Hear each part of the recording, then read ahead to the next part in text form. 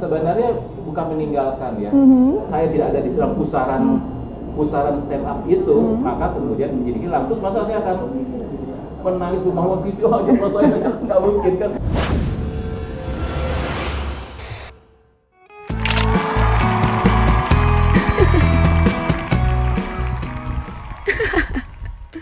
Halo Humorian, selamat siang. Hari ini siang-siang yang cerah ini kita bersua di BM Cafe di daerah Pondok Kelapa.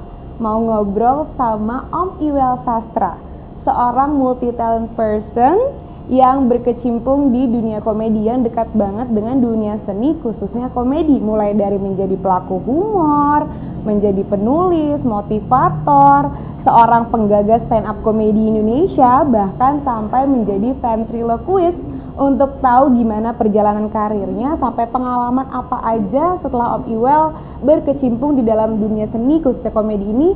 Langsung aja kita ngobrol-ngobrol langsung. Selamat siang Om Iwel. Selamat siang, Pi. Maaf nih mesti bertemunya di sini. Waduh, kita udah janjian dari tahun lalu ya. Benar karena banget. pandemi tertunda, hari ini saya ada acara di sini. Saya tolong P untuk menyusul ke sini bersama tim. Kita yang berterima kasih Om Iwel sudah disempatkan waktunya, sudah diundang ke sini untuk acaranya Om Iwel. Untuk tahu acaranya nanti, tahan dulu. Om Iwel apa kabar sih Om Iwel? Alhamdulillah baik, sehat. Sehat, alhamdulillah. Nah, Om Iwel ini bernama asli Wenaldi ya? Iya, Wenaldi. Nah, terkenal dengan nama Iwel Sastra. Sebenarnya memberkati jadi Iwel Sastra itu siapa dan maknanya itu apa sih Om sebenarnya? Iya, nama lahir saya itu Wenaldi Sastra. Jadi ibu saya kasih nama Wenaldi Sastra. Wenaldi Sastra.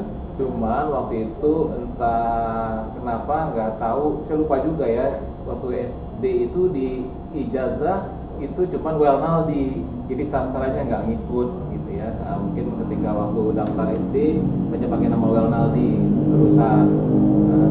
Ketika terjun ke dunia lawak itu kan biasanya namanya tuh pendek-pendek gitunya.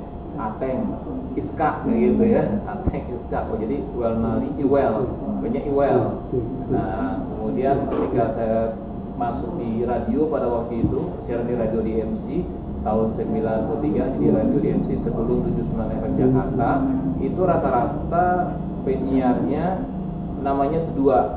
Saya Rita Reti, nama saya gitu ya, Boim Lebon. Nah, sama Masis NS almarhum, nama saya ditambahin menjadi Iwel pada waktu itu. Iwel.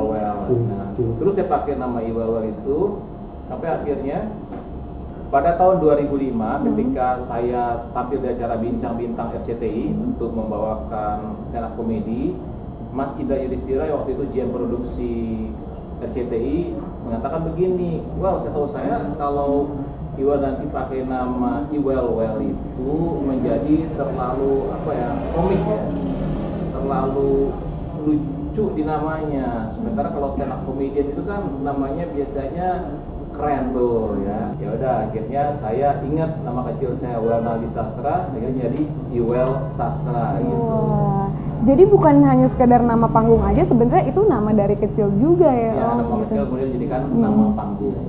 Om Iwel ini dikenal sebagai komedian. Iya. Sebenarnya komedian, terus penyiar juga gitu. Sebenarnya mimpi terbesar dari seorang Om Iwel ini tuh apa sih? Saya dari kelas 5 SD sudah memiliki mimpi, cita-cita ingin jadi pelawak sebenarnya. Wow. Karena waktu itu televisi cuma satu ya, TVRI ya. Saya nontonnya itu senang banget acara lawak. Sampai saya hafal nama-nama grup lawak, Belita Group, Jayakarta Group, Tomtam Group. Sampai yang baru pada masa itu ada Bagito, kemudian ada Gideon, ya Gideon menjadi 4 sekawan. Jadi kalau ditanya tentang sejarah grup lawak di Indonesia, insya Allah saya masih hafal sekarang ya. Grup lawak modern pertama Indonesia itu namanya Los Gelos, ya, Mang Udel, Mang Cepot, Bing Slamet. Kemudian Bing Slamet dengan Ateng, Iskak, Edison bikin Kuartet Jaya ya. Jadi saya hafal karena saya memang senang pelawak dari kecil. Pas 5 SD saya ingin jadi seorang pelawak.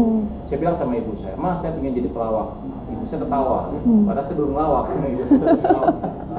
Udah lucu mungkin menurut ibunya Om Iwel. Sampai akhirnya ketika taman SMP saya izin pada ibu saya untuk merantau ke Jakarta. Jadi saya lepas SMP merantau ke Jakarta itu untuk menunjukkan impian menjadi pelawak. Nah, jadi memang saya itu sudah ingin jadi pelawak dari kecil. Om Iwel, tapi sebelum merantau ke Jakarta itu, berdasarkan riset yang aku cari gitu, katanya Om Iwel menang lomba di lawak TVRI, bener ya Om? Betul. Tahun berapa itu Om? Jadi ketika saya mengatakan pada ibu saya ingin merantau ke Jakarta, ibu saya itu mendatangkan beberapa orang yang pernah merantau ke Jakarta. Biasanya kan orang itu diberi success story ya, kisah-kisah sukses. Ibu saya mendatangkan orang-orang yang gagal gitu. Ini loh pernah ke Jakarta, ini juara nyanyi, om ini, tapi gagal. Ini pernah di Jakarta, tapi gagal balik lagi. Kamu ke Jakarta masih kecil gimana? Tapi saya tetap ngotot kan, saya ingin ke Jakarta. Jadi ibu saya kasih tantangan, kamu boleh ke Jakarta asalkan ada sesuatu yang bisa kamu buktikan kalau kamu bisa melawak gitu. Dan sudah jalan Tuhan ya, gak lama ibu saya ngasih tantangan itu di Sumatera Barat, di Padang ya, saya tinggal di Padang kan, dan di Padang itu RRI mengadakan lomba lawak RRI TVRI tingkat Sumatera Barat. Itu tahun 89. Akhirnya saya daftar waktu itu sendiri, nggak boleh, katanya harus grup Lawak grup berarti ya Om saat itu lombanya? Akhirnya karena hari itu adalah hari terakhir pendaftaran, ya udah saya nekat aja mendaftarkan 2 orang teman saya tanpa pengetahuan dia daftar dulu. Waduh, gimana cerita? Kan Om Iwel daftarin, lalu? Ya, kemudian daftarin. Setelah daftar baru saya datang ke rumah teman-teman itu untuk mengatakan kepada mereka bahwa kami akan ikut lomba lawak. Ya tentu saja mereka dengan sangat antusias sekali bilang, lu aja ngikut. Ya saya bujuk-bujuk lah, akhirnya mereka mau ya. Dan pada hari hanya kami adalah peserta yang paling muda ya kan, kelas 3 SMP ya, semua kelas 3 SMP begitu. Terus lawannya kan juga banyak yang usianya udah di atas kami gitu ya, karena sudah bersiapkan diri latihan. Alhamdulillah pada waktu itu kami juara 1 lomba lawak RRI TVRI tingkat Sumatera Barat. Ketika juara, saya juara lomba lawak. Wah. Ibu saya lihat pialanya itu ya. Apa pialanya Om? Se-Sumatera Barat? Iya kan, tulisan juara lomba lawak RRI tingkat Sumatera Barat. Ibu saya lihat pialanya, ibu saya terharu. Mata ibu saya berkaca-kaca pada waktu itu. Ibu saya bilang, pialanya bagus, beli di mana? Jangan-jangan yang pelawak ibunya Om Iwel. Jadi nggak percaya bahwa itu menang lomba. Ibu saya baru percaya saya juara lomba lawak setelah besoknya koran Haluan dan Singgalang di Kota Padang itu memuat berita tentang kami. Menerbitkan berita ya, tuh. Ini buktinya. Akhirnya ibu saya pasrah lah ya, ketika saya lulus SMP, saya diizinkan merantau ke Jakarta. Karena waktu itu prinsip ibu saya adalah begini, lebih baik anak ini ke Jakarta membuat orang lain tertawa daripada ditantang di Padang nanti malah ketawa sendiri. Ya aduh, jangan sampai ya kemerian semuanya. Apa yang membuat Om Iwel concern dari tadi grup lawak terus menjadi seorang stand up comedian? Apa tuh Om kira-kira? 89 saya ke Jakarta, saya cari-cari riset bagaimana caranya untuk mengembangkan karir sebagai pelawak. Ya dari riset itu tanya sini, tanya situ, baca koran dan sebagainya. Saya tahu ada 3 tempat kumpulnya para pelawak di Jakarta itu pada waktu itu tahun 89 ya. Pertama adalah kumpulan anak-anak muda, pelawak-pelawak muda yang ada di Radio SK, Jalan Pakubuwono. Yang kedua ada pelawak-pelawak yang senior gitu, ada juga yang mudanya ya. Karena saya ketemu waktu itu Mas Yanto Stokonyu dan teman satu grupnya di Jali-Jali itu Mas Cacat itu di sana, yaitu di Setiabudi rumahnya Pak S. Bagio. Nah, yang ketiga adalah di rumahnya Pak Edi Sud, karena Pak Edi Sud kan koordinator Safari ya, Adikarya Safari. Nah, saya main ke Radio SK, akhirnya kenal dengan Eko Patrio, waktu itu grupnya masih Sebul, kenal dengan Mas Parto, waktu itu grupnya masih Domas gitu ya. Akhirnya kenal juga dengan Mas Dery, Mas Ginanjar yang baru bubar dari Gideon, bukan bubar sih ya, jadi Gideon masih ada, Mas Jimmy dengan Sion, akhirnya dengan Habil tetap bikin Gideon gitu, Gideon tetap ada, Dery sama Ginanjar gabung dengan Komar, Eman bikin Patskawan, nah, kenal di situ. Saya juga ke rumahnya Pak S. Bagio, di situ saya kenal lagi dengan Mas Prapton PMP, Mas Eko DJ, Mas Adit Zakaria, dan pelawak-pelawak senior ya. Tapi itu masalahnya, saya udah main di SK, main di mana-mana, saya juga pernah ke Pak Edisud, saya selalu gagal bikin grup lawak. Nah itu masalahnya, karena bikin grup lawak itu gimana ya, kalau kata Pak S. Bagio itu kamu kayak cari istri gitu, punya visi misi, sehati gitu kan. Biasanya kalau masih Chemistry juga penting ya, Om. Biasanya kalau udah masih berintis tuh kompak. Kalau udah ada honornya itu yang repot. Gitu. Udah ada jalannya masing-masing gitu yang repot. Nah, saya bikin grup lawak, coba-coba ada 1 tahun bikin bubar, 6 bulan bikin bubar. Ada yang belum dikasih nama keburu bubar. Aduh. Itu sampai 97, kan 89 sampai 97 saya gagal terus bikin grup lawak. Pernah punya grup lawak gagal, bubar terus. Sampai akhirnya waktu saya putuskan ya udahlah saya berhenti aja jadi pelawak karena usia bertambah terus kan. Nah pada waktu itu saya teringat sitkom judulnya Seinfeld yang dimainkan oleh Jerry Seinfeld. Di situ Jerry Seinfeld itu di awal kadang di akhir tampil sendiri 1 menit 2 menit. Terus terang pada waktu itu bahasa Inggris saya masih belum bagus ya. Kalau sekarang masih sama. Jadi saya tahunya waktu itu saya tuh ngelawak nih, karena orang ketawa. Itu bisa sendiri, ya kan? Kenapa saya nggak bisa gitu kan? Paling dia cerita-cerita lucu tuh, jokes-jokes itu, ya udah saya kan juga bisa cerita jokes itu, anekdot bisa. Gitu. Akhirnya 97 saya memutuskan untuk bersolo karir kayak Jerry Seinfeld. Saya belum tahu waktu namanya stand up comedy. Masih lawak individu ya, Om? Lawak individu. Kemudian saya ketemu teman saya namanya Dias Hendro-Priyono. Dias Hendro-Priyono ini pernah jadi staf khusus Presiden Jokowi ya. Nah, waktu Dias kan sekolah di Amerika ya. Dias ini memiliki wawasan yang lebih lah gitu ya. Jadi saya bilang waktu itu, Dias, gua sekarang pingin jadi ngelawak itu kayak Jerry Seinfeld, kayak lawak Amerika gitu ya, kayak Jerry Seinfeld. Nah dia bilang, itu namanya di Amerika stand up comedy. Oh stand up comedy? Iya itu stand up comedy. Ya jadilah kemudian saya mau praktekkan diri sebagai stand up comedian. Saya bikin satu nama 3 box ya, tapi jobnya nggak ada. Nah dia juga yang berjasa mengirimkan saya dari Amerika VCD, terus VCD ya, rekaman dalam bentuk VCD penampilan para stand up comedian di Amerika gitu. Nah dari situ saya belajar, kemudian saya ketika internet mulai mulai paham, mulai rame juga internet, saya bisa googling, bisa belajar dari situ. Pada waktu itu YouTube kan belum, jadi baru googling nyari videonya susah, video dikirimin teman. Kalau ada teman yang keluar negeri saya titip video DVD stand up comedy. Nah jadilah saya dari tahun 97 tertarik untuk menekuni stand up comedy, tapi baru tahu istilah itu tahun 98 ya, 98 saya baru mengatakan diri saya sebagai seorang stand up comedian dan kemudian berusaha untuk mencari pekerjaannya, mencari jobnya, tapi emang susah karena orang belum tahu apa itu stand up comedy. Tapi saya terus saja. Manggung-manggung ada, jadi udah sering juga kadang manggung di kafe, tapi orang nggak tahu, orang kan ngelawak aja, oh dia ngelawak. Karena gitu, pada saat itu juga mungkin belum sepopuler sekarang ya, masih lawak grup eranya lawak gitu. Grup. Jadi kalau kita tampil sendiri pun pikir itu kan lawak. Nah tahun 2004 saya baca suatu artikel tentang kisah Matt Damon dan Ben Affleck.